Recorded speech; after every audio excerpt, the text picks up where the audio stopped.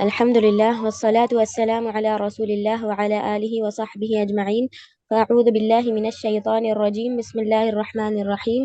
رب اشرح لي صدري ويسر لي أمري واحلل عقدة من لساني يفقه قولي. ربنا زدنا علما. اللهم إنا نسألك علما نافعا ورزقا طيبا وعملا متقبلا. اللهم فقهنا في الدين. اللهم أصلح لنا نيتنا. آمين يا رب العالمين.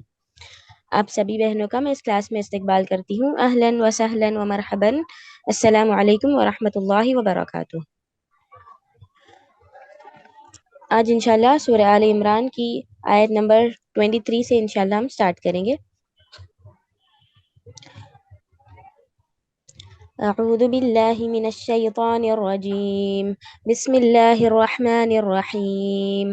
ألم تر إلى الذين أوتوا نصيبا من الكتاب يدعون إلى كتاب الله ليحكم بينهم ثم يتولى فريق منهم وهم معرضون.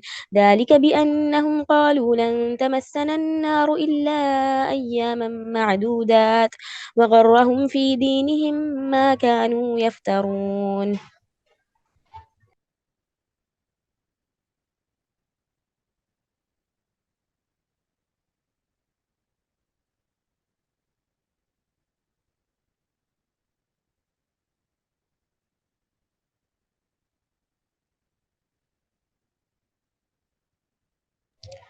نوشین باجی ترجمہ کریے. سوری میں یہ میوٹ تھا. اچھا. اوکے. کیا آپ نے انہیں نہیں دیکھا جنہیں ایک حصہ کتاب کا دیا گیا ہے؟ وہ اپنے آپس کے فیصلوں کے لیے اللہ کی کتاب کی طرف بلائے جاتے ہیں، پھر بھی ان کی ایک جماعت منہ پھیر کر لوٹ جاتی ہے. اس کی وجہ ان کا یہ کہنا ہے کہ ہمیں تو گنے چنے دن ہی آگ جلائے گی. ان کی گھڑی گھڑائی باتوں نے انہیں ان کے دین کے بارے میں دھوکے میں ڈال رکھا ہے. بے شک. اعوذ باللہ من الشیطان الرجیم. بسم اللہ الرحمن الرحیم. رب اشرح لی صدری ویسر لی امری واحلل عقدۃ من لسانی یفقہوا قولی. رب یسر ولا تعسر وتمم بالخیر وبک نستعین. السلام علیکم ورحمۃ اللہ وبرکاتہ. مائی ڈیئر سسٹرز، انشاءاللہ تفسیر کرتے ہیں آیت نمبر 23 کی. اس آیت میں جو اوتو نصیبا من الکتاب کہا گیا ہے کہ کیا آپ نے ان لوگوں کے حال پر غور نہیں کیا جنہیں کتاب کے علم سے کچھ حصہ ملا. کتاب دی گئی نا جنہیں تورات، ان کے بارے میں ہے کہ یہود کے وہ جو علماء ہیں جو تورات کا کچھ نہ کچھ علم رکھتے تھے، لیکن علم کے باوجود کتاب اللہ کے احکام میں تبدیلی کر دیتے تھے. تورات میں شادی شدہ زانی مرد اور عورت کے لیے واضح طور پر رجم کا حکم موجود تھا. پہلے تو ان علماء نے یہ کام کیا کہ جب کوئی شریف یا مالدار آدمی زنا کا مرتکب ہوتا تو مختلف شرعی ہیلوں بہانوں سے ان کی سزا نہیں دیتے تھے اور کمزور آدمیوں پر حد جاری کر دیتے. بعد میں انہوں نے سب طرح کے لوگوں کے لیے ایک درمیانی راہ نکالی کہ زانی کو مرد ہو یا عورت، چھوٹا یا بڑا، ان کا منہ کالا کر کے گدھے پر سوار کر کے بستی میں گھماتے تھے.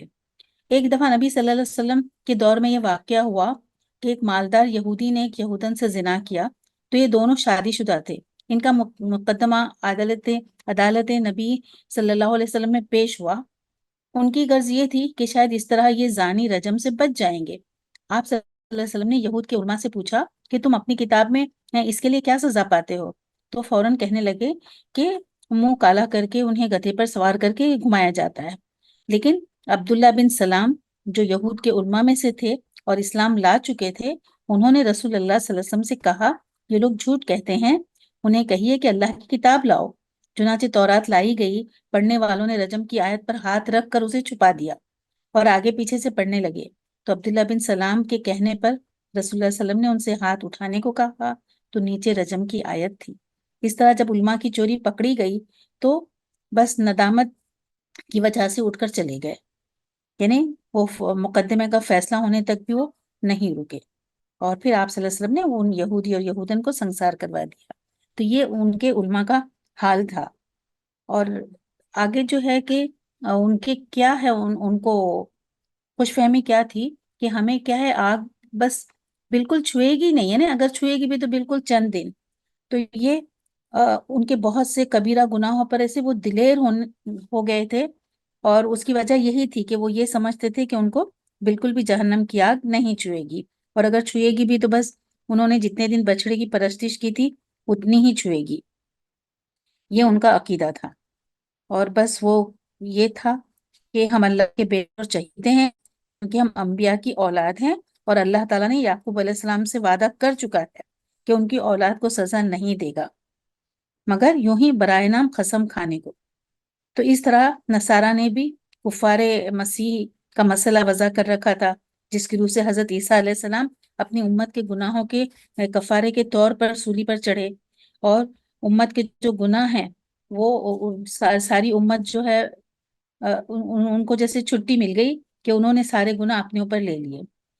اور اب دیکھ رہے ہیں ہم کہ مسلمان بھی اس سلسلے میں پیچھے نہیں ہیں، کیونکہ کچھ سید یہ کہتے ہیں کہ وہ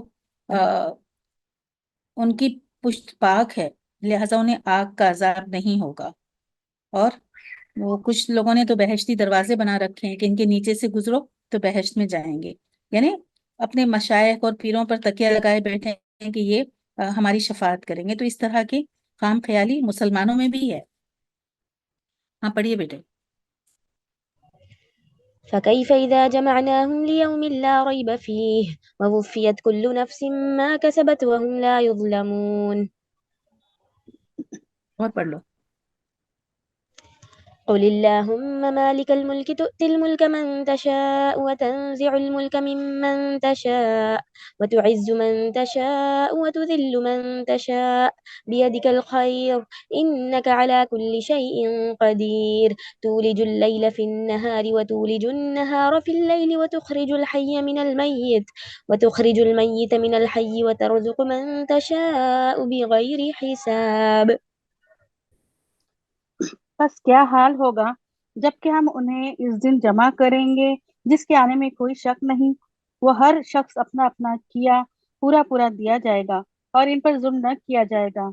آپ کہہ دیجئے اے میرے معبود، اے تمام جہان کے مالک، تو جسے چاہے بادشاہی دے اور جس سے چاہے سلطنت چھین لے، اور تو جسے چاہے عزت دے اور جسے چاہے ذلت دے، تیرے ہی ہاتھ میں سب بھلائیاں ہیں، بے شک تو ہر چیز پر قادر ہے۔ تو ہی رات کو دن میں داخل کرتا ہے اور دن کو رات میں لے جاتا ہے۔ تو ہی بے جان سے جاندار پیدا کرتا ہے اور تو ہی جاندار سے بے جان پیدا کرتا ہے۔ تو ہی ہے کہ جسے چاہتا ہے بے شمار روزی دیتا ہے۔ بے شک فرمایا کہ جس نے بھی کوئی عمل کیا ہوگا اس سے اس کا پورا پورا بدلہ دیا جائے گا۔ اللہ تعالیٰ نے قرآن مجید میں بہت سے مقامات پر اپنے قانون جزا و سزا کی وضاحت فرما دی، جن کا خلاصہ یہ ہے کہ ہر انسان کو وہی کچھ ملے گا جو اس نے خود کمایا۔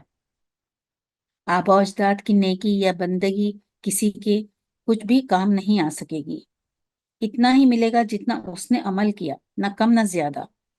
کمی تو کسی صورت نہیں ہوگی، اور اللہ اگر چاہے تو عمل کا زیادہ بدلہ بھی دے سکتا ہے۔ اللہ کے حضور کرے کوئی اور بھرے کوئی والا نہیں یہ سلسلہ ہے۔ کوئی شخص کسی دوسرے کے گناہوں کا بار نہیں اٹھائے گا، خواہ وہ اس کا کتنا ہی قریبی رشتہ دار کیوں نہ ہو۔ البتہ جو شخص کوئی ایسا نیکی کا کام کر جائے جو اس کی موت کے بعد جاری رہے تو اس کا ثواب اس کی موت کے بعد بھی اسے ملتا رہے گا۔ اسی طرح اگر کسی نے کوئی برائی کا کام جاری کیا تو بطور حصہ اس کا گناہ بھی اس کے کھاتے میں جمع ہوتا رہے گا۔ یہ مسلم کی حدیث ہے۔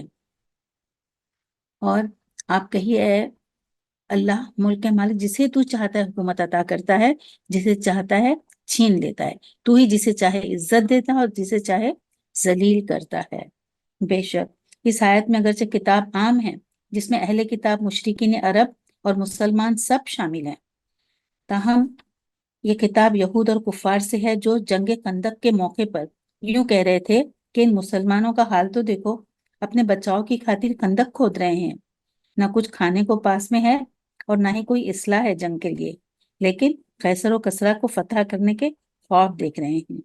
یہ دیوانگی نہیں تو کیا ہے؟ تو یہود اور کفار کی اسی پھپتی کا جواب اس جامع قسم کی دعا میں دیا گیا کہ عزت و ذلت اور اقتدار وغیرہ سب کچھ اللہ کے قبضے قدرت میں ہے۔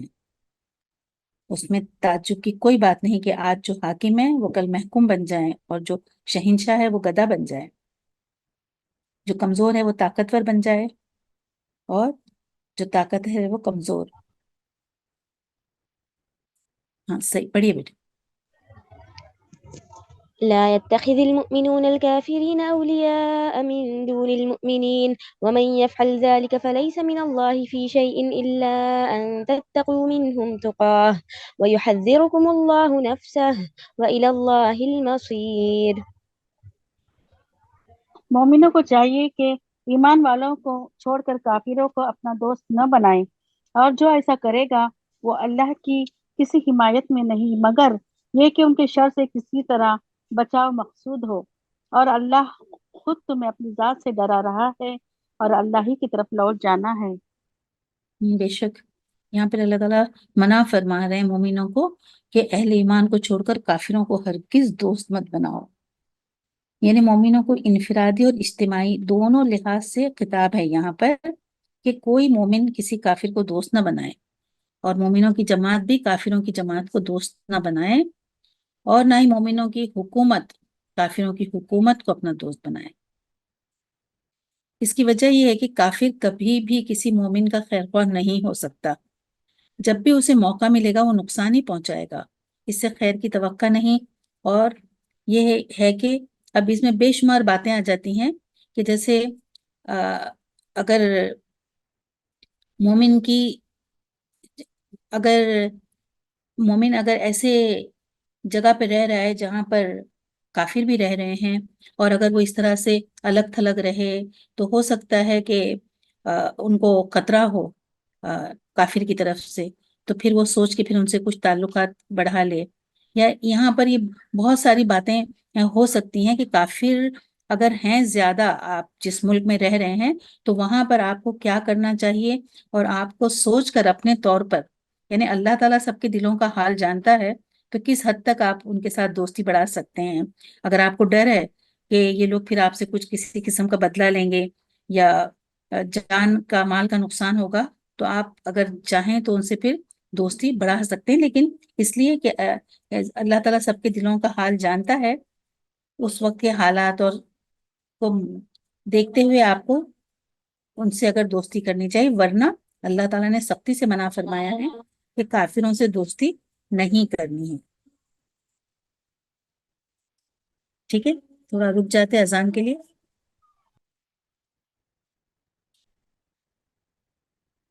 أشهد أن لا إله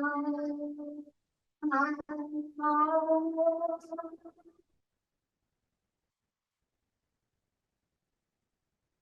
أشهد أن لا إله إلا الله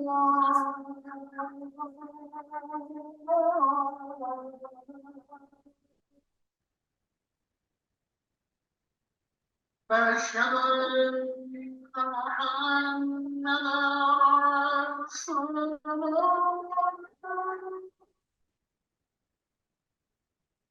أشهد أن محمدا رسول الله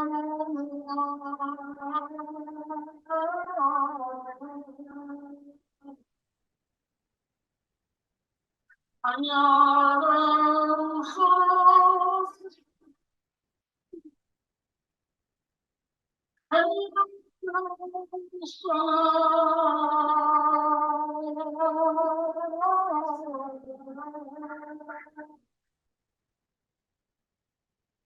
حي على الفلاح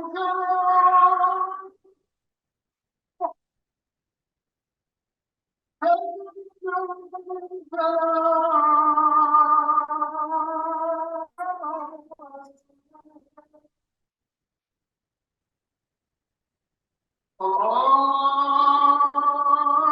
الله أكبر الله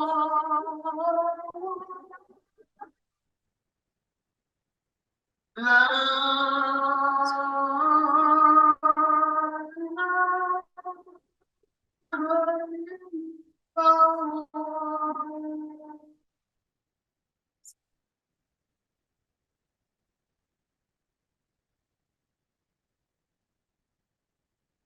جی ہاں پڑھیے بیٹے. قل إن تخفوا ما في صدوركم أو تبدوه يعلمه الله ويعلم ما في السماوات وما في الأرض والله على كل شيء قدير يوم تجد كل نفس ما عملت من خير محضرا وما عملت من سوء تود لو أن بينها وبينه أمدا بعيدا ويحذركم الله نفسه والله رؤوف بالعباد. کہہ دیجئے کہ خواہ تم اپنے سینوں کی باتیں چھپاؤ خواہ ظاہر کرو، اللہ سب کو جانتا ہے. آسمانوں اور زمینوں میں جو کچھ ہے سب اسے معلوم ہے اور اللہ ہر چیز پر قادر ہے.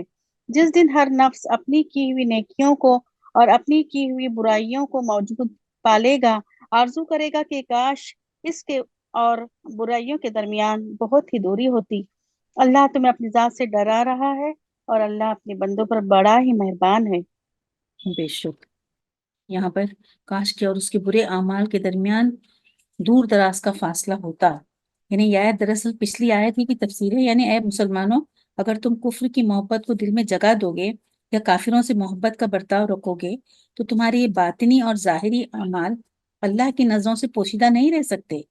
لہذا تم اللہ کی دی ہوئی رعایت سے اس قدر فائدہ اٹھاؤ جس کے بغیر کوئی چارہ نہ ہو، ورنہ یاد رکھو کہ اللہ بڑی قدرت والا ہے. وہ تمہیں دنیا میں بھی سزا دے سکتا ہے اور ذلیل و رسوا کر سکتا ہے، اور آخرت کے عذاب سے بھی بچ نہیں سکو گے.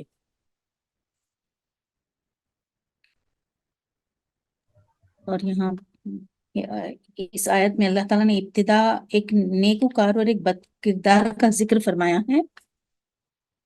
اپنے برے وہ بعد میں صرف بد کردار کی تمنا کا ذکر کیا ہے، جس کی وجہ یہ ہے کہ قیامت کے دن سختیوں اور دوزخ کے عذاب سے بچ جانا ہی اصل کامیابی ہے، اور جنت میں داخلہ تو اللہ کے فضل اور انعام سے ہے، جتنا وہ چاہے کسی پر کر دے. اسی لیے آپ صلی اللہ علیہ وسلم نے فرمایا کہ میں جس کام سے تمہیں روکوں تو رک جاؤ اور جس کا حکم دوں تو کرو، اس کی حکم بجا لاؤ.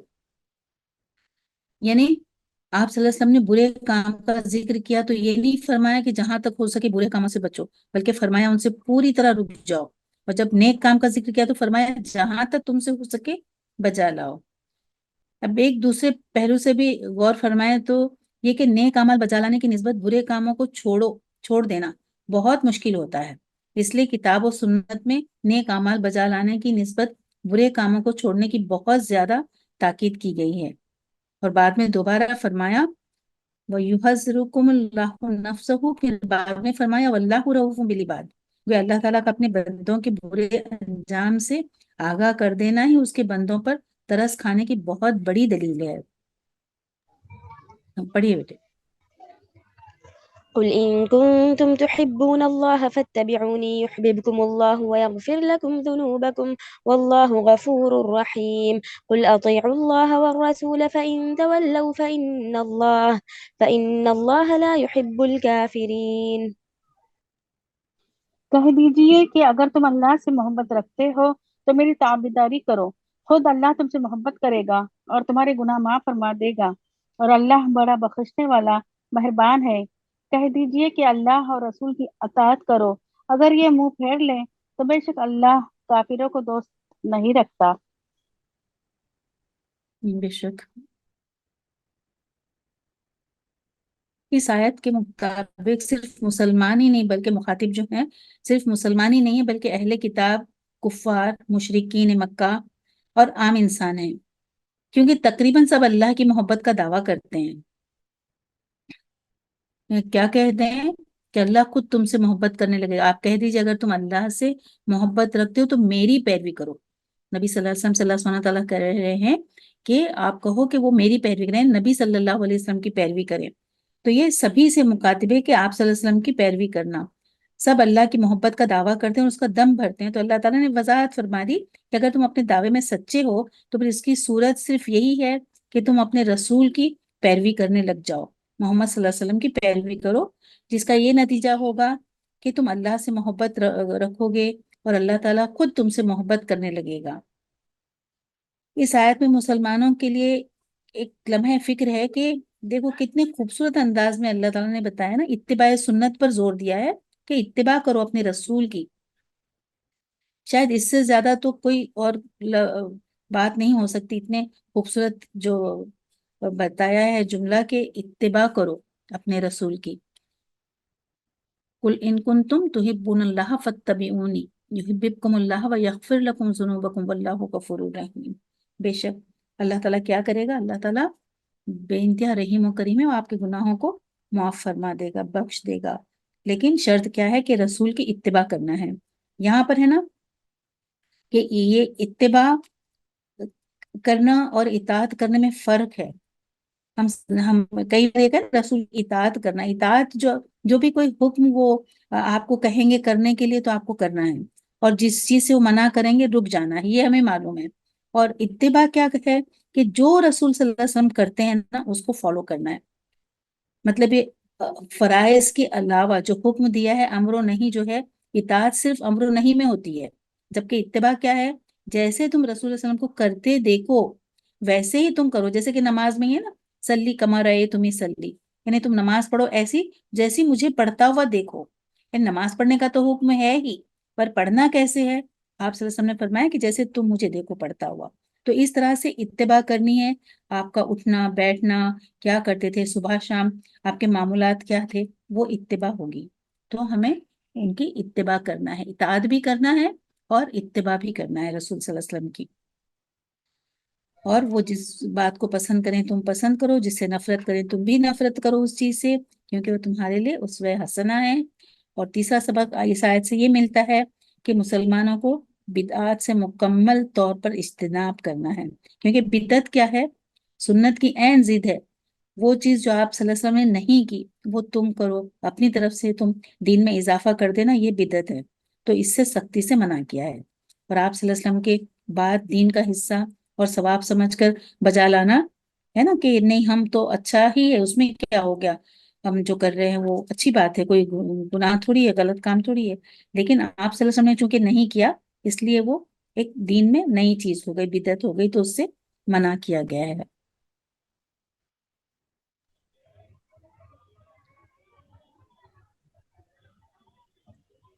اور یہاں پر یہ ہے کہ کہہ دیجیے کہ اللہ کی اور اس کے رسول کی اطاعت کرو، پھر اگر وہ دعوت قبول نہ کریں تو اللہ ایسے کافروں کو پسند نہیں کرتا. بے شک اس آیت سے معلوم ہوا کہ جو لوگ اللہ کی محبت کا دھم بھرتے ہیں مگر اس کے رسول کی اطاعت نہیں کرتے تو وہ سب کافر ہیں. اس آیت کے مطابق اہل کتاب اور کفار اور مشرکین ہی نہیں بلکہ مسلمان بھی، وہ مسلمان جو اس میں ایک ایسا فرقہ پیدا ہو چکا ہے جو صرف قرآن ہی کو ہدایت کے لیے کافی سمجھتا ہے. رہا قرآن پر عمل کر کے دکھانے کا وہ طریقہ جو رسول اللہ صلی اللہ علیہ وسلم نے اپنی امت کو دکھلایا تھا، وہ اس کو نہیں مانتے. قرآن ہر دور کے تقاضوں کے مطابق عمل کیا جانا چاہیے اور کیا جا سکتا ہے، لیکن یہ لوگ کیا کرتے ہیں، آپ صلی اللہ علیہ وسلم نے جو کیا ان کی اتباع نہیں کرتے. اس میں تو اطاعت کرنے کے لیے کہا ہے کہ جیسے وہ کہیں کرو، انہیں اسوہ حسنہ بنایا تو اس پر عمل نہیں کرتے. تو ایسے مسلمانوں کو بھی یہاں پر کیا کہا ہے، کافر کہا ہے. اس طرح جو لوگ آپ صلی اللہ علیہ وسلم کی اطاعت کے ساتھ کسی نئے نبی کی اطاعت بھی ضروری سمجھتے ہیں، کہتے ہیں کہ ابھی ایک اور نبی ہیں یا اپنی طرف سے کچھ آ چکے ہیں ان کے، تو وہ بھی اگر ویسے ایمان لائیں گے تو کافر ہیں. پھر خواہ وہ کتنا ہی اپنے آپ کو مسلمان کہیں تو مسلمان نہیں ہیں، کیونکہ نبی صلی اللہ علیہ وسلم خاتم النبیین ہیں، نبوت ختم ہو چکی ہے. ٹھیک ہے بیٹے پڑھیے. إن الله اصطفى آدم ونوحا وآل إبراهيم وآل عمران على العالمين ذرية بعضها من بعض والله سميع عليم. بے شک اللہ نے تمام جہان کے لوگوں میں سے آدم، نوح اور ابراہیم کے خاندان اور عمران کے خاندان کا انتخاب فرما لیا کہ یہ سب آپس میں ایک دوسرے کی نسل سے ہیں اور اللہ سنتا جانتا ہے. بے شک یہ سب ایک دوسرے کی اولاد تھے اور اللہ سب کچھ جانتا ہے. اس آیت سے حضرت عیسیٰ علیہ السلام اور ان کی امت نصارہ کا ذکر ہو رہا ہے. اس آیت میں یہ بتلایا گیا ہے کہ حضرت عیسیٰ علیہ السلام انسانی تھے اور آدم ہی کی اولاد تھے.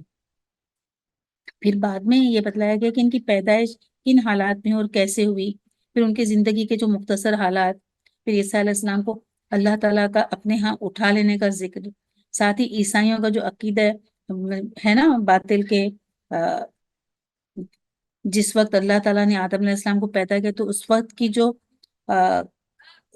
کائنات میں فرشتے ہی تمام مخلوق سے افضل تھے، لیکن اللہ تعالیٰ نے فرشتوں سے حضرت آدم علیہ السلام کو سجدہ کروایا. حضرت آدم علیہ السلام کو 3 جہان والوں پر فضیلت بخشی، تمام جہان والوں پر فضیلت بخشی، پھر انہیں نبوت سے سرفراز فرمایا، پھر انہی کی اولاد میں نبی پیدا ہوتے رہے. پھر حضرت نوح علیہ السلام کے بعد سلسلہ نبوت حضرت نوح علیہ السلام کی اولاد سے ہوا، پھر حضرت ابراہیم تک چلا، پھر حضرت ابراہیم علیہ السلام کی اولاد سے حتیٰ کہ نبی صلی اللہ علیہ وسلم آخر الزماں بھی انہی کی اولاد سے ہیں. اور آل عمران کا ذکر بالخصوص اس لیے کیا کہ نسب تو مرد کی طرف سے چلتا ہے، اور حضرت عیسیٰ علیہ السلام بن باپ کے پیدا ہوئے تھے. البتہ ان کی والدہ جو ہیں حضرت مریم عمران ہی کے خاندان سے تھی، اور اللہ تعالیٰ نے حضرت عیسیٰ علیہ السلام کو منسوب بھی ان کی والدہ سے ہی کیا ہے. یہ عمران جو ہے حضرت موسیٰ علیہ السلام اور حضرت ہارون علیہ السلام کے والد کا نام ہے، اور انہی کی اولاد سے حضرت مریم بھی ہیں. اور اس سورت کا نام بھی آل عمران اسی نسبت سے ہے. اور حضرت مریم علیہ السلام کی والدہ نے بھی جب دعا کی تھی نا، قالت امرات عمران، تو عمران کی بیوی نے کہا، یعنی مریم علیہ السلام کے والد کا بھی نام عمران ہے. تو یہاں پر اس آیت میں تمام اہل عالم میں سے ان کو رسالت کے لیے منتخب کیا تھا. پڑھی بیٹے. إذ قالت امرأة عمران رب إني نذرت لك ما في بطني محررا فتقبل مني إنك أنت السميع العليم. فلما وضعتها قالت رب إني وضعتها أنثى والله أعلم بما وضعت وليس الذكر كالأنثى وإني سميتها مريم وإني أعيذها بك وذريتها من الشيطان الرجيم. جب عمران کی بیوی نے کہا کہ اے میرے رب، میرے پیٹ میں جو کچھ ہے اسے میں نے تیرے نام آزاد کرنے کی نظر مانی، تو میری طرف سے قبول فرما، یقیناً تو خوب سننے والا اور پوری طرح جاننے والا ہے. جب بچی کو جنا تو کہنے لگی کہ پروردگار مجھے تو لڑکی ہوئی، اللہ کو خوب معلوم ہے کہ کیا اولاد ہوئی ہے، اور لڑکا لڑکی جیسا نہیں. میں نے اس کا نام مریم رکھا. میں اسے اور اس کی اولاد کو شیطان مردود سے تیری پناہ میں دیتی ہوں. بے شک یہاں پر حضرت مریم علیہ السلام کی والدہ نے جو منت مانی تھی نا، وہ اس توقع سے مانی تھی کہ اس کے یہاں لڑکا ہوگا. وہ تو پریگننٹ تھی، پتہ نہیں تھا کہ لڑکا ہوگا کہ لڑکی، پر اس نے سوچا کہ لڑکا ہوگا تو وہ اس کو جیسے وقف کر دے گی اللہ کی عبادت کے لیے. اس نے ایسی منت مانگی، لیکن کیا ہوا، رواج ایسے ہی تھا کہ لڑکوں کو دیا جاتا تھا عبادت کے لیے، جو رکھتے تھے جس طرح سے چرچ میں نا. تو مگر ہوا یہ کہ لڑکے کی بجائے لڑکی پیدا ہو گئی، تو انہیں اس بات پر افسوس ہونا بھی فطری تھا کہ سوچا تھا لڑکا ہوگا، بھی تو لڑکی ہو گئی، تو کیا کر سکتے. تو اللہ سے کہا کہ یا اللہ میں نے تو ایسے سوچا تھا لیکن لڑکی ہوئی. تو اللہ سبحانہ تعالیٰ نے کیا فرمایا کہ اللہ جانتا ہے لڑکا ہے یا لڑکی، اور کیا تو نے جانا ہے وہ خوب جانتا ہے، اور لڑکا لڑکی کی طرح نہیں ہوتا.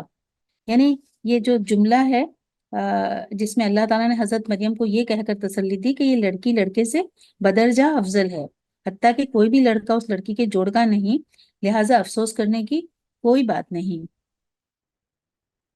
اور انہوں نے فرمایا کہ میں نے ان کا نام مریم رکھا ہے، اور اس کو اور اس کی اولاد کو شیطان مردود سے تیری پناہ میں دیتی ہوں. حضرت ابو ہریرہ رضی اللہ تعالیٰ عنہ کہتے ہیں کہ رسول اللہ صلی اللہ علیہ وسلم نے فرمایا، جو بچہ پیدا ہوتا ہے اس کی پیدائش کے وقت شیطان اسے چھوتا ہے تو وہ چلا کر رونے لگتا ہے. صرف مریم علیہ السلام اور ان کے بیٹے حضرت عیسیٰ علیہ السلام کو شیطان نے نہیں چھوا. یہ بخاری کی حدیث ہے. اس حدیث سے حضرت مریم علیہ السلام اور حضرت عیسیٰ علیہ السلام دونوں کی فضیلت ثابت ہوتی ہے. نیز یہ کہ حضرت مریم علیہ السلام کی دعا کو اللہ تعالیٰ نے قبول فرمایا. صحیح پڑھیے بیٹے. فتقبلها ربها بقبول حسن وأنبتها نباتا حسنا وكفلها زكريا. كلما دخل عليها زكريا المحراب وجد عندها رزقا. قال يا مريم أنى لك هذا؟ قالت هو من عند الله إن الله يرزق من يشاء بغير حساب. هنالك دعا زكريا ربه قال رب هب لي من لدنك ذرية طيبة إنك سميع الدعاء. बस उसे उसके परवरदिगार ने अच्छी तरह कबूल फरमाया और उसे बेहतरीन परवरिश दी। उसकी खैर खबर लेने वाला जकरिया को बनाया। जब कभी जकरिया उनके हुजरे में जाते, उनके पास रोजी रखी हुई पाते। वो पूछते, ए मरियम, ये रोजी तुम्हारे पास कहाँ से आई? वो जवाब देती कि ये अल्लाह के पास से है। बेशक अल्लाह जिसे चाहे बेशुमार रोजी दे। इसी जगह जकरिया ने अपने रब से दुआ की, कहा कि ए मेरे परवरदिगार, मुझे अपने पास से पाकीज़ा औलाद अता फरमा। बेशक तू दुआ का सुनने वाला है। बेशक जब हजरत मरियम अलैहिस्सलाम की वालदा की मन्नत को अल्लाह ताला ने शर्फ कबूलियत बख्शा और हजरत मरियम अलैहिस्सलाम की जिस्मानी और रूहानी तरबियत खूब अच्छी तरह फरमाई, जब वो सने शऊर को पहुंच गई और मस्जिद में जाने के काबिल हो गई, तो सवाल ये पैदा हुआ कि इनका कफील और निगरान कौन होगा, क्योंकि हैकल सुलेमानी में बहुत से मुंतजमीन थे, मुजावर थे, जिनमें एक हजरत जकरिया भी थे। बिलाकर ये सआदत जो है हजरत जकरिया ही अलैहिस्सलाम के हिस्से में आई, क्योंकि उनकी बीवी जो हजरत मरियम की हकीकी खाला थी। और जो मेहराब से मुराद वो जगह है जहाँ मस्जिद में जो इमाम के खड़े होने के लिए बनाई जाती है, बल्कि इसके अलावा भी मेहराब है ना, उन बाला खानों को कहा जाता है जो मस्जिद के कादिम या मुजावर जो होते हैं, अल्लाह की इबादत के लिए वक्फ शुदा लोगों के लिए मस्जिद के मुतसिल बनाए जाते हैं, ऐसे मेहराब होते हैं। उन्हीं कमरों में एक कमरा हजरत मरियम अलैहिस्सलाम को दिया गया था, जिसमें वो मसरूफ इबादत रहा करती थी। इस कमरे में हजरत जकरिया अलैहिस्सलाम के अलावा हर एक का दाखिला ममनू था, सिर्फ हजरत जकरिया ही जाते थे वहां उस कमरे में। खाने पीने का सामान ले जाकर पहुंचाया करते थे। फिर बारहा जो है वो जाते थे, लेकिन एक बार ऐसे हुआ कि जब वो गए तो वहां पर पहले से ही खाना मौजूद पाकर हैरान हो गए। और खाने में भी क्या था कि बिन मौसम के फल और ऐसी चीजें थी। तो बहुत हैरानी हुई, उन्होंने पूछा कि मरियम ये तुम्हारे पास कहाँ से आया? तो उन्होंने फरमाया कि अल्लाह के यहाँ से। बस तो उन्हें फौरन दिल में ख्याल आया कि अल्लाह मरियम को मतलब इस तरह से अगर दे सकता है, तो उन्हें औलाद नहीं थी, काफी वो बूढ़े हो गए थे, और बूढ़े होने की वजह से उम्मीद भी नहीं थी कि इस उम्र में उन्हें औलाद होगी। लेकिन फौरन उनके दिल में ऐसा ख्याल आया और उन्होंने अल्लाह से दुआ की, या अल्लाह मुझे भी औलाद अता फरमा। यहाँ पर जो ये दुआ है, रब्बी हबली मिन लदुनका ज़ुर्रियतन तय्यबा इन्नका समीउद दुआ, मेरे परवरदिगार मुझे अपनी जनाब से नेक और पाकीज़ा सीरत औलाद अता फरमा। यानी हज़रत ज़करिया भी औलाद थे, तो फिर उन्होंने जब ये दुआ की और औलाद की ख्वाहिश जाहिर की, तो ये जो है दुआ कबूलियत का शर्फ उसे हासिल हो गया इस दुआ को। अल्लाह ताला जो है इस ख्याल के आते अल्लाह ताला से अपने लिए नेक दुआ की और अल्लाह ताला ने उनकी दुआ कबूल फरमाई। इंशाल्लाह पढ़िए बेटे आगे। فنادته الملائكة وهو قائم يصلي في المحراب أن الله يبشرك بيحيى مصدقا بكلمة من الله وسيدا وحسورا ونبيا من الصالحين. قال رب أنى يكون لي غلام وقد بلغني الكبر وامرأتي عاقر. قال كذلك الله يفعل ما يشاء.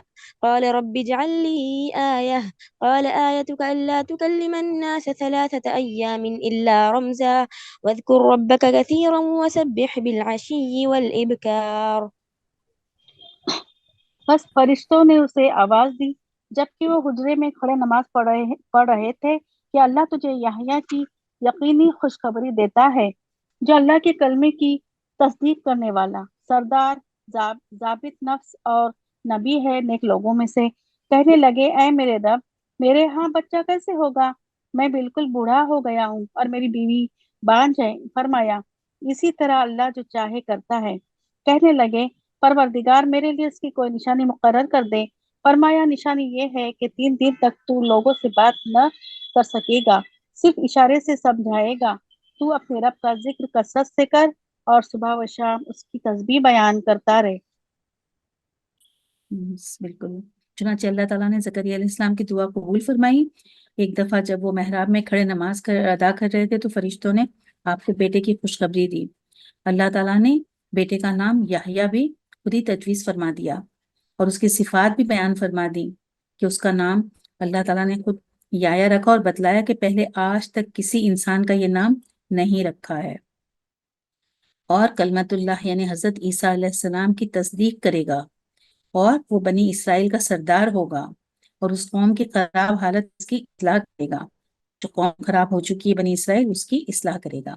और जो है ना औरतों की तरफ कुछ रगबत होगी और ना गुनाह के कामों की तरफ। और सबसे बढ़कर ये कि वो नबी होगा और पास बाग लोगों में से होगा।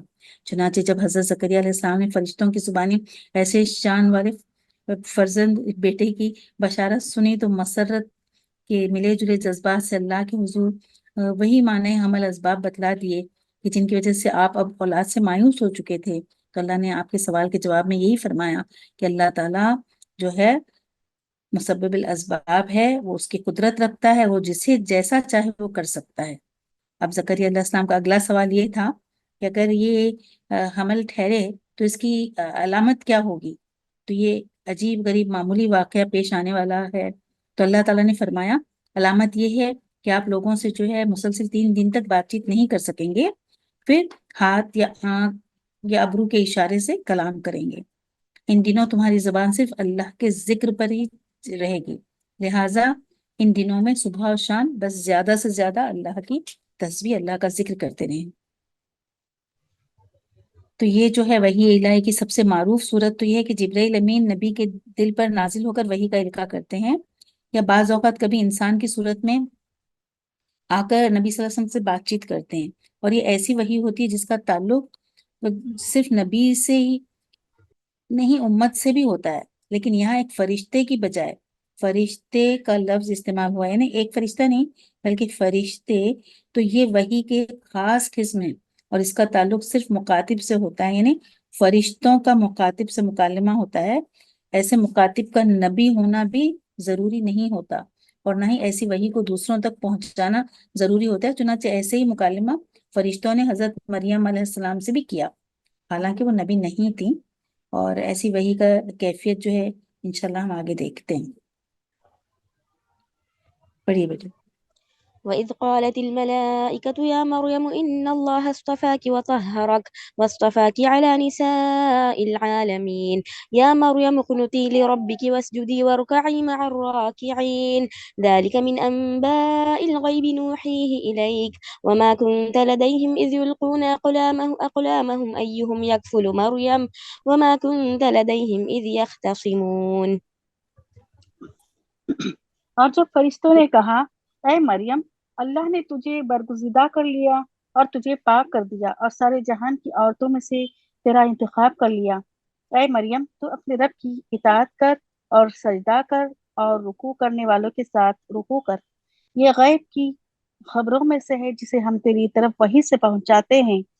तू तू उनके पास न था जबकि वो अपने कलम डाल रहे थे कि मरियम को इनमें से कौन पालेगा, और न तो उनके झगड़ने के वक्त उनके पास था। बिल्कुल। और इस आयत से ये मालूम होता है कि अल्लाह सुब्हानहू तआला कह रहे हैं कि तुम भी रुकू सुजूद किया करो। यानी हजरत मरियम के हुजरे में अल्लाह की इबादत में तो हमेशा वो रहती ही थी मसरूफ, लेकिन फरिश्ते इनसे हम कलाम हुआ करते थे। फरिश्तों ने हजरत मरियम को इत्तला दी कि इसके परवरदिगार इस पर किस कदर मेहरबान है और उनको सारे जहान की औरतों पर फजीलत दी है। चुनांचे रसूल सल्लल्लाहु अलैहि वसल्लम ने भी फरमाया कि मर्दों में तो बहुत से बाकमाल लोग हुए मगर औरतों में कोई कामिल नहीं हुआ बजुस मरियम बिनते इमरान और आसिया ज़ौज फिरौन के। ये बुखारी की हदीस है। साथ ही साथ فرشتوں نے حضرت مریم علیہ السلام کو یہ ہدایت بھی کی کہ وہ بطور شکریہ اللہ تعالیٰ کے مزید فرما بردار بن کر رہے، اور مسجد میں جو جماعت ہوا کرتی تھی وہ بھی اس میں شامل ہو کر نماز با جماعت کا اہتمام کرے، اور ہم اس کی طرف وہی کر رہے ہیں، یعنی ایسے واقعات صدیوں پہلے گزر چکے ہیں، انہیں بالکل ٹھیک طور پر اپنے مخالفوں کو بتلا دینا، یہ آپ صلی اللہ علیہ وسلم کا معجزہ اور آپ کی نبوت پر واضح دلیل ہے، کیونکہ آپ صلی اللہ علیہ وسلم نے نہ تو تورات پڑھی تھی، نہ انجیل، اور نہ ہی کوئی تاریخی کتاب۔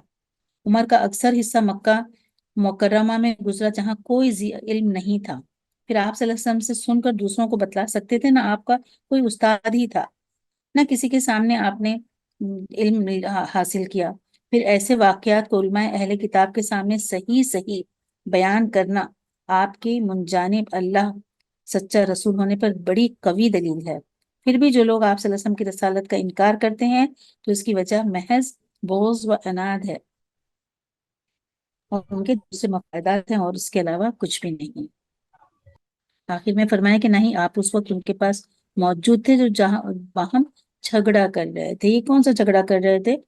جب حضرت مریم علیہ السلام کو ہر شخص یہ چاہتا تھا کہ ان کی سرپرستی نا ہم اسے ملے، تو اس لیے وہ جھگڑ رہے تھے آپس میں، اور حضرت زکریا بھی یہی چاہتے تھے، کیونکہ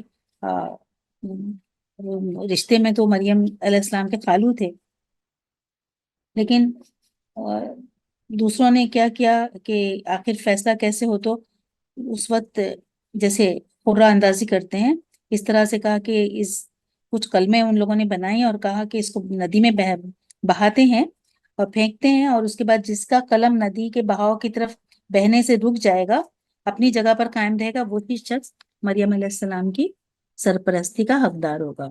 تو پھر اس طرح سے جب سارے قلم پھینکے گئے تو جس کا قلم رک گیا وہ حضرت زکریا علیہ السلام تھے، اور اس طرح سے ان کی جو پرورش کے ذمے ان کے زکریا علیہ السلام کو ملی۔ پڑھیے بیٹے۔ إذ قالت الملائكة يا مريم إن الله يبشرك بكلمة منه اسمه المسيح عيسى ابن مريم وجيها في الدنيا والآخرة ومن المقربين ويكلم الناس في المهد وكهلا ومن الصالحين. قالت رب أنى يكون لي ولد ولم يمسسني بشر قال كذلك الله يخلق ما يشاء إذا قضى أمرا فإنما يقول له كن فيكون.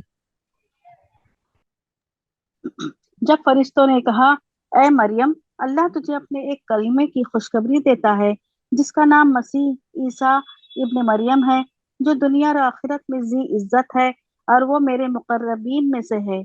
وہ لوگوں سے اپنے گہوارے میں باتیں کرے گا اور ادھیڑ عمر میں بھی، اور وہ نیک لوگوں میں سے ہوگا۔ کہنے لگی الہی مجھے لڑکا کیسے ہوگا، حالانکہ مجھے تو کسی انسان نے ہاتھ بھی نہیں لگایا۔ فرشتے نے کہا اسی طرح اللہ جو چاہے پیدا کرتا ہے، جب کبھی وہ کسی کام کو کرنا چاہتا ہے تو صرف یہ کہہ دیتا ہے کہ ہو جا، تو وہ ہو جاتا ہے۔ بالکل، کن فیکون۔ یہاں پر آیت کے شروع میں بتایا کہ مریم علیہ السلام کو فرشتوں نے کیا بتایا کہ اللہ اپنے ایک کلمے کی بشارت دیتا ہے۔ یہ فرشتوں کا حضرت مریم علیہ السلام سے دوسرا مکالمہ ہے، اور یہیں سے حضرت عیسیٰ علیہ السلام کے بن باپ پیدا ہونے کا بیان شروع ہوتا ہے، کہ اس سے پیشتر جو تھا وہ حضرت یحییٰ کے بارے میں ہم نے پڑھا۔ اب یہاں پر جو ہے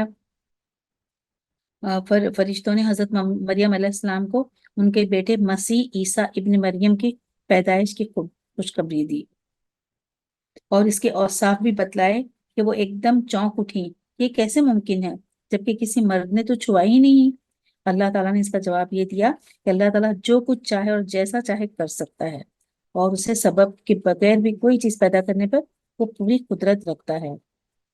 اور پھر فرشتوں نے جو اوصاف بتائے، وہ لڑکا اللہ تعالیٰ کے کلمہ کن سے بن باپ پیدا ہوگا، اس کا پورا نام مسیح عیسیٰ ابن مریم ہوگا۔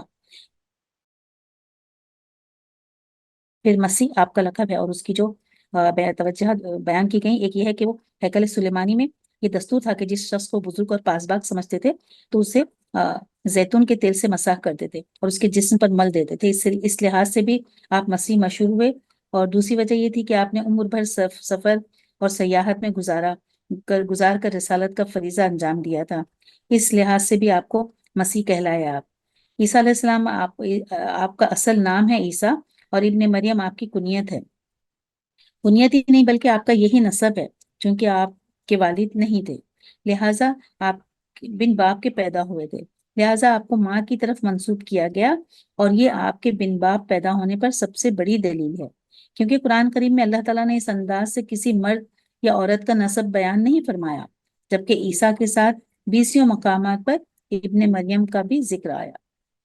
تیسری صفت یہ کہ وہ دنیا آخرت دونوں جگہ باروب شخصیت ہوں گے. اور باروب وہ وقار کی وجہ سے کوئی شخص جیسے کوئی اطانا نہ دے سکے، چنانچہ یہود آپ کو آگے پیچھے معاذ اللہ ولد الحرام کہتے تھے، مگر منہ پر ایسا کہنے کی ہرگز جرات نہیں کرتے تھے. چوتھی صفت یہ کہ وہ دنیا میں بھی اللہ کے مقرب بندوں میں سے ہوں گے اور آخرت میں بھی. اور پانچویں صفت شیر خورگی، یعنی جو بچے چھوٹے ہوتے ہیں دودھ پیتے ہوئے، اس ایام میں ان دنوں میں پختہ کلام کریں گے. اور چھٹی صفت وہ ان کا صالح ہونا جس کا اگلی آیت میں ذکر ہو رہا ہے. یہ تھیں وہ صفات جن کا ذکر حضرت عیسیٰ علیہ السلام کی پیدائش سے پیشتر ہی فرشتوں نے حضرت مریم علیہ السلام سے کر دیا تھا. حضرت اللہ تعالیٰ نے حضرت یحییٰ کی پیدائش کا ذکر کرنے کے بعد فرمایا کذالک اللہ یفعل ما یشاء، اور عیسیٰ علیہ السلام کا ذکر کرنے کے بعد کذالک اللہ یخلق ما یشاء، یعنی جو اس بات پر واضح دلیل ہے کہ عیسیٰ علیہ السلام کی پیدائش بن باپ کی ہوئی تھی. اور یہ معجزہ حضرت یحییٰ کی پیدائش کے معجزے سے بہت بڑا ہے. یعنی زکریا علیہ السلام کو جو حضرت یحییٰ علیہ السلام ہوئے اس سے بھی بڑا یہ معجزہ ہے عیسیٰ علیہ السلام کی پیدائش. جی آپ صلی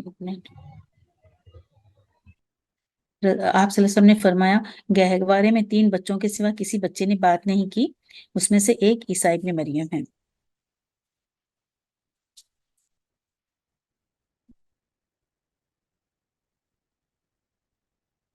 ٹھیک ہے، پہلے پڑھیے اس کی باقی جو 3 بچے ہیں ان کی باقی بڑی تفصیل ہے، انشاءاللہ آگے ہم دیکھیں گے. ہاں پڑھیے.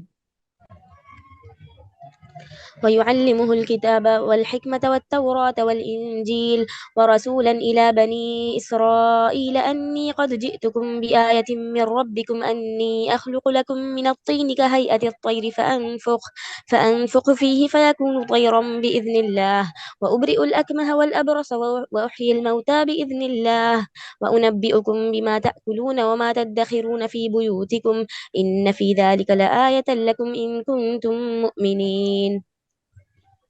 اللہ اسے لکھنا اور حکمت اور تورات اور انجیل سکھائے گا اور وہ بنی اسرائیل کی طرف رسول ہوگا.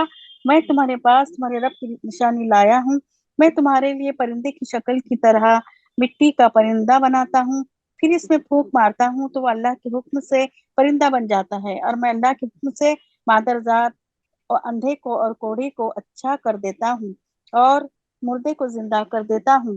اور جو کچھ تم کھاؤ اور جو اپنے گھروں میں ذخیرہ کرو میں تمہیں بتا دیتا ہوں، اس میں تمہارے لیے بڑی نشانی ہے اگر تم ایماندار ہو. بے شک یہاں پر بتائیں کہ تورات اور انجیل کی تعلیم دے گا. تو حضرت عیسیٰ علیہ السلام کو اللہ تعالیٰ نے بلا کا حافظ عطا فرمایا تھا. بہت خوشنویز بھی تھے، بہت اچھا لکھتے تھے، خوبصورت تھی ان کی ہینڈ رائٹنگ. وہ تورات ہاتھ سے لکھا کرتے تھے. تورات پر انہیں اتنا عبور تھا کہ جب یہودی علماء ان سے کسی بات پر الجھتے تو آپ تورات کے زبانی حوالے دے کر انہیں قائل کرتے اور چپ کرا دیتے تھے. اور ان سے جو ہے فقیہ جو بڑے تھے وہ بھی خود حیران و شردر رہ جاتے تھے. آپ کو 30 سال کی عمر میں نبوت عطا ہوئی تھی. اس کے بعد 3 سال مسلسل سیاحت کرتے رہے اور دین کی تبلیغ و اشاعت میں مصروف رہے. غالباً یہی وجہ ہے کہ آپ کو مسیح کہا جانے لگا. آپ نے یہود کی بگڑی ہوئی قوم کی اصلاح کی انتھک کوشش کی اور انہیں تورات کے احکام یاد دلائے اور ان کی ازسرِنو تعلیم دی. ان کی غلطیوں اور غلط فہمیوں کی نشاندہی کی. انجیل کے احکامات سنائے اور سکھلائے، مگر اس بگڑی قوم کی حالت سدھر نہیں سکی. وہ الٹا حضرت عیسیٰ علیہ السلام کے دشمن بن گئے. جو بھی ان کے مخالف ہوتا تھا نا، ان کی مرضی کے موافق نہیں ہوتا تھا، کوئی حکم انہیں منظور نہیں تھا، تو وہ ان کے مخالف ہو گئے. حضرت زکریا علیہ السلام پر حضرت مریم علیہ السلام سے زنا کا الزام لگا دیا اور بالآخر حضرت زکریا کو اسی وجہ سے قتل کر دیا. حضرت زکریا علیہ السلام کے بعد حضرت یحییٰ علیہ السلام نے حضرت عیسیٰ علیہ السلام کی تصدیق کی تو انہیں بھی حکومت کی وساطت سے مروا ڈالا. ان دونوں انبیاء کے قتل کے بعد یہود حضرت عیسیٰ علیہ السلام کے درپے ہو گئے اور ان کے دشمن بن گئے. بالآخر 33 سال کی عمر میں علماء یہود نے ان پر مقدمہ چلایا اور حکومت کی وساطت سے انہیں سولی پر لٹکانے کی کوشش کی، تو اللہ تعالیٰ نے انہیں زندہ محرو آسمان پر اٹھا لیا.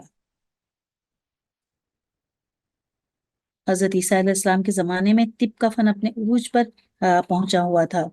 بڑے بڑے حکماء یونان، بقرات اور سقراط اور ارسطاطالیس وغیرہ نے اسی دور میں شہرت پائی تھی. لہٰذا عیسیٰ علیہ السلام کو معجزات بھی ایسے عطا کیے گئے جو وہاں کے جو طبیب تھے ان کی دسترس سے باہر تھے. مثلا آپ مٹی سے ایک پرندے کی شکل بناتے اور اس میں پھونک مارتے تو وہ زندہ ہو کر اڑنے لگتا. مردوں کو کہتے اللہ کے حکم سے اٹھ کر کھڑے ہو جاؤ تو وہ اٹھ کھڑے ہوتے اور باتیں کرنے لگتے. ماتزاد اندھوں کی آنکھوں پر اور کوڑی کے جسم پر ہاتھ پھیرتے تو بالکل تندرست ہو جاتے. اندھوں کی بینائی لوٹ آتی اور کوڑیوں کے جسم ٹھیک ہو جاتے. اس کے علاوہ لوگوں کو یہ بھی بتلا دیتے تھے کہ یہ کیا کچھ کھا کر آئے ہیں وغیرہ، باقی گھر میں کیا چھوڑ آئے ہیں. یہ سب باتیں اللہ ہی کی طرف سے آپ کے اللہ کے رسول ہونے اور آپ کے پاک باز ہونے کی دلائل تھے. عیسیٰ علیہ السلام کی پوری زندگی ہی معجزات سے بھرپور تھی. آپ کی پیدائش بھی معجزانہ طور پر، اور جو بچپن میں جھولے میں جو انہوں نے کلام کیا چھوٹے تھے ماں کی گود میں، اور پھر مردہ کو زندہ کرتے، مٹی کے بنائے ہوئے پرندوں میں پھونک مار کر انہیں جیتا جاگتا بناتے، پھر معجزانہ طور پر انہیں دشمنوں کی دسترس سے بچا کر آسمان پر اللہ تعالیٰ نے انہیں اٹھا لیا. یہ بھی ان کے ساتھ یہ معجزہ ہوا. پھر قیامت کے قریب ان کا اس دنیا میں نزول بھی ہوگا، اور یہ ایسے معجزات ہیں جن میں عیسیٰ علیہ السلام منفرد ہیں. بے شک اس کی وجہ بھی ہے کہ آپ کی پیدائش والد کے نطفے کے بغیر جبرائیل علیہ السلام کا پھونک جو انہوں نے ماری تھی ان کے اس میں کرتے میں، اس سے ان کی پیدائش ہوئی، اور آپ میں کچھ ملکوتی صفات بھی آ گئیں. جی اب پڑھیے بیٹے. ومصدقا لما بين يدي من التوراة ولأحل لكم بعض الذي حرم عليكم وجئتكم بآية من ربكم فاتقوا الله وأطيعون إن الله ربي وربكم فاعبدوه هذا صراط مستقيم.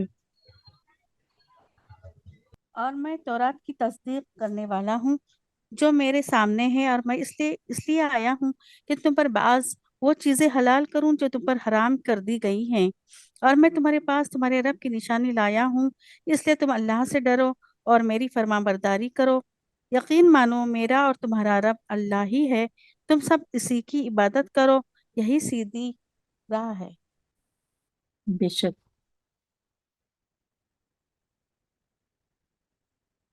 یہاں پر میری اطاعت کرو، یعنی ان آیات سے معلوم ہوا کہ حضرت عیسیٰ علیہ السلام کی دعوت بھی وہی کچھ تھی جو دوسرے انبیاء کی رہی. مثلا پروردگار یعنی صرف جو ذات ہے عبادت کے لائق وہ اللہ ہی کی ذات ہے، لہٰذا وہی اکیلا عبادت کے لائق ہے. اس لحاظ سے عیسائیوں کا جو عقیدہ ہے الوہیت مسیح غلط قرار دیا، یعنی وہ لوگ عیسیٰ علیہ السلام کو ہی اللہ کا بیٹا بنا دیے نا، وہ غلط ثابت ہوا. اللہ تعالیٰ کے نمائندے کی حیثیت سے نبی کی اطاعت کی جائے، اور ہر نبی کی دعوت یہی رہی. تیسری بات حلت و حرمت، یعنی جو حلال اور جو حرام تھا وہ جب اس کے جو اختیارات کا مالک صرف اللہ تعالیٰ ہے، لہٰذا جو باتیں تم نے خود اپنے اوپر حرام قرار دے رکھی اس میں اللہ کے حکم سے انہیں حلال قرار دے کر تمہیں ایسی ناجائز پابندیوں سے آزاد کرتا ہے. نیز آپ یعنی انہوں نے اپنی طرف سے حرام کر دی تھی چیزیں اور کہتے تھے کہ اللہ نے حرام کی ہیں، تو ان کو بات بتائی کہ یہ تم نے حرام کی ہیں، اللہ نے نہیں کی، یہ حلال ہے. نیز آپ نے اللہ کے حکم سے یہود پر ہفتے کے دن کی جو پابندیوں میں بہت حد تک تخفیف کر دی. مگر یہود کی اصلاح نہیں ہو سکی اور وہ حضرت عیسیٰ علیہ السلام کی دشمنی میں آگے ہی بڑھتے گئے. ہاں پڑھیے بیٹے. فلما أحس عيسى منهم الكفر قال من أنصاري إلى الله قال الحواريون نحن أنصار الله آمنا بالله واشهد بأننا مسلمون ربنا آمنا بما أنزلت واتبعنا الرسول فاكتبنا مع الشاهدين ومكروا ومكر الله والله خير الماكرين. بس جب عیسیٰ نے ان کا کفر محسوس کر لیا تو کہنے لگے اللہ کی راہ میں میری مدد کرنے والا کون ہے؟ حواریوں نے جواب دیا کہ ہم اللہ کی راہ کے مددگار ہیں. ہم اللہ پر ایمان لائے اور آپ گواہ رہیے کہ ہم تابع دار ہیں. اے ہمارے پالنے والے معبود، ہم تیری اتاری ہوئی وحی پر ایمان لائے اور ہم نے تیری رسول کی اتباع کی، بس تو ہمیں گواہوں میں لکھ لے. اور کافروں نے مکر کیا اور اللہ نے بھی خفیہ تدبیر کی اور اللہ سب خفیہ تدبیر کرنے والوں سے بہتر ہے. بے شک صحیح. یہاں پر جب عیسیٰ علیہ السلام کو پتہ چل گیا تو کہنے لگے کہ معلوم ہو چکا انہیں کہ یہود اور ان کے علماء جو ہیں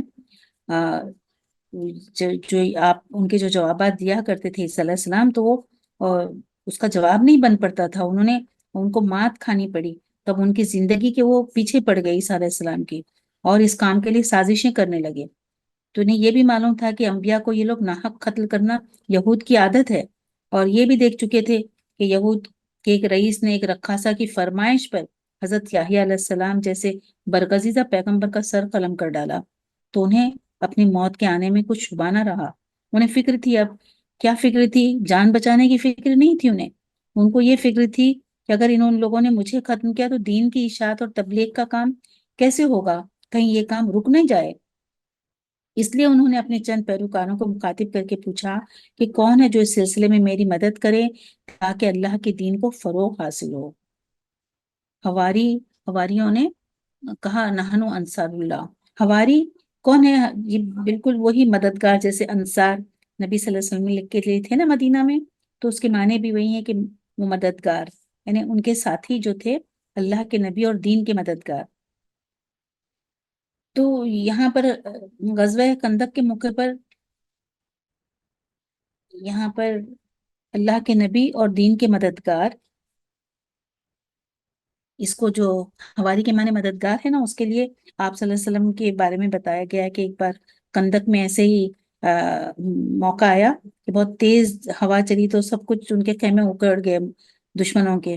تو آپ نے پوچھا تھا اس وقت کہ کون ہے جو جا کے خبر لائے نا، تو 3 بار پوچھنے پر کوئی نہیں تیار ہوا. پھر آخر میں تینوں بار بھی حضرت زبیر علیہ السلام نے کہا کہ یا رسول اللہ میں جاتا ہوں، میں جا کے خبر لے آتا ہوں. تو اس پر آپ صلی اللہ علیہ وسلم نے ان سے فرمایا تھا کہ ہر پیغمبر کا ایک حواری ہوتا ہے اور میرا حواری جو ہے زبیر رضی اللہ عنہ ہے. یہ بخاری کی حدیث میں ہے.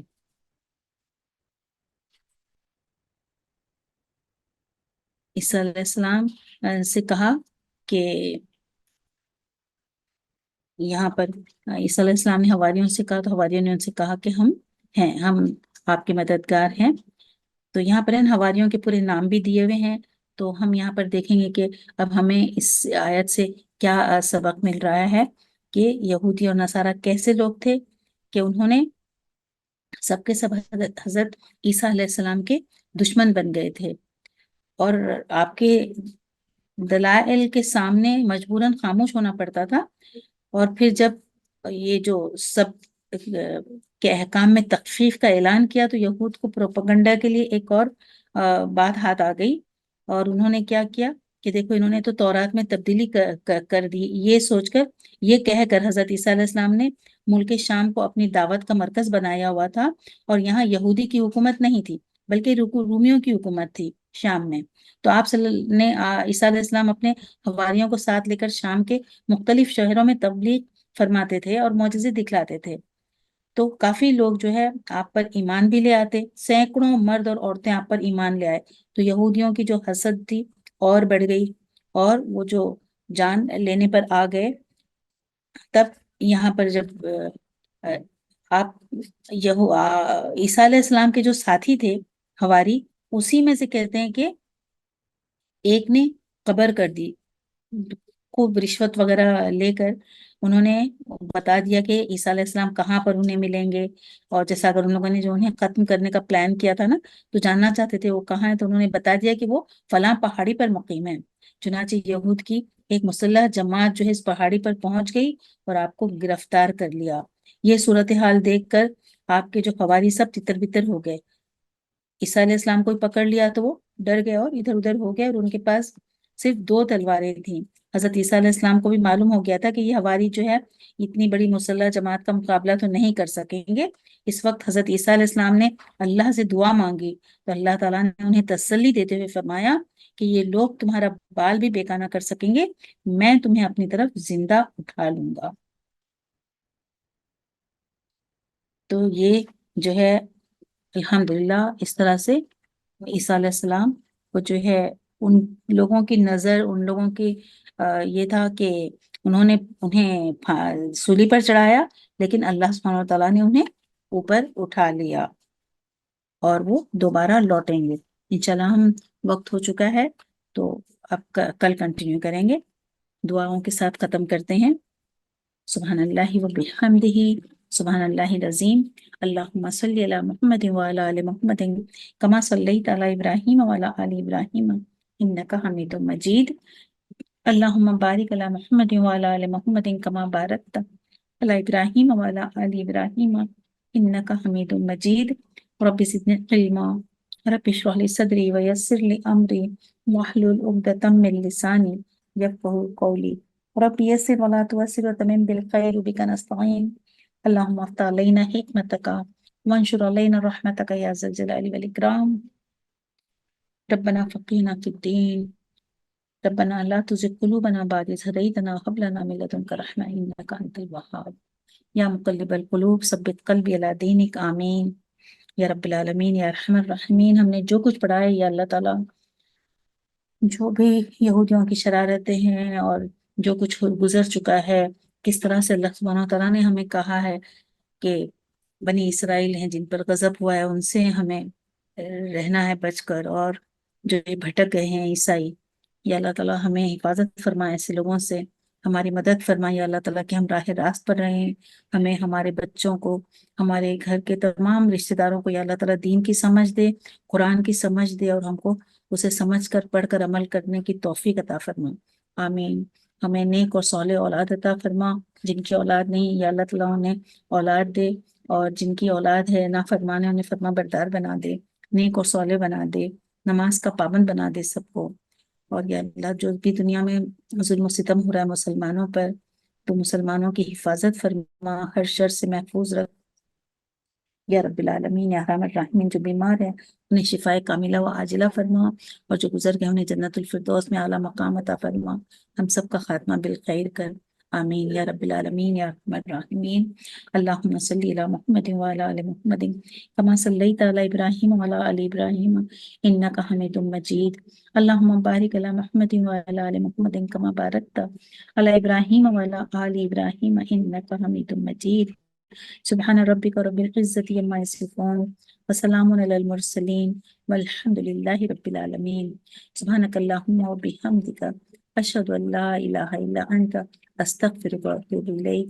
السلام علیکم ورحمۃ اللہ وبرکاتہ my dear sisters for attending the session, having so much patience and giving so much time۔ اللہ تعالیٰ آپ سب کو جزائے خیر عطا فرمائے اٹینڈ کرنے، وقت دینے کے لیے۔ آپ کے جو بھی لوگ آپ کے مددگار ہیں اس کام میں، اور ہماری پوری ٹیم کو اللہ تعالیٰ بے انتہا جزائے خیر عطا فرمائے، سب کو صحت تندرستی دے، اور ہماری اس چھوٹی سی کوشش کو اللہ تعالیٰ قبول فرما لے، آمین ثم آمین۔